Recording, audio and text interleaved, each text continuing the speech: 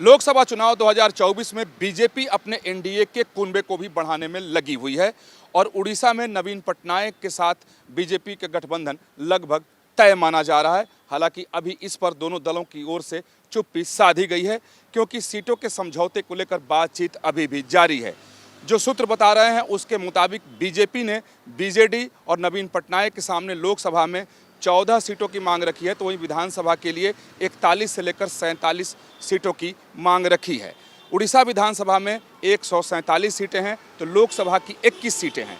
2019 के लोकसभा चुनाव में बीजेपी 8 सीटों पर जीती थी, जबकि बीजेडी 12 सीटों पर अपनी जीत दर्ज की थी। ऐसे में सीटों के बंटवारे को लेकर थोड़ी सी पेंच अभी फंसी हुई है क्योंकि बीजेपी चाह रही है कि उसे 14 सीट मिले और नवीन पटनायक विधानसभा में ज़्यादा सीट ले लें। बीजेपी सिर्फ इसलिए लगभग 15 साल बाद नवीन पटनायक के साथ हाथ मिलाना चाहती है कि उड़ीसा में त्रिकोणीय संघर्ष की स्थिति खत्म हो जाए, क्योंकि अगर गठबंधन नहीं होता है, समझौता नहीं होता है, तो बीजेडी, कांग्रेस और बीजेपी के प्रत्याशी वहां मैदान में होंगे और त्रिकोणीय संघर्ष होगा।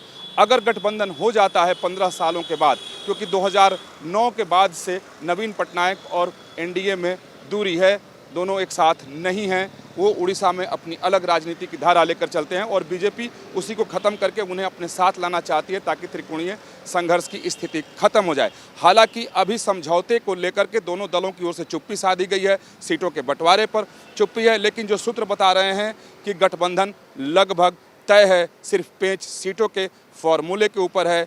बीजेडी 14 सीट बीजेपी को नहीं देना चाहती है।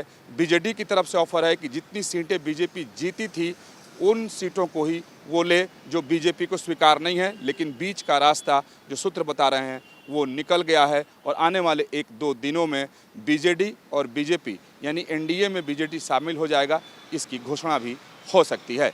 वीडियो जर्नलिस्ट अतुल राज के साथ विकास चंद्र, न्यूज़ नेशन, दिल्ली।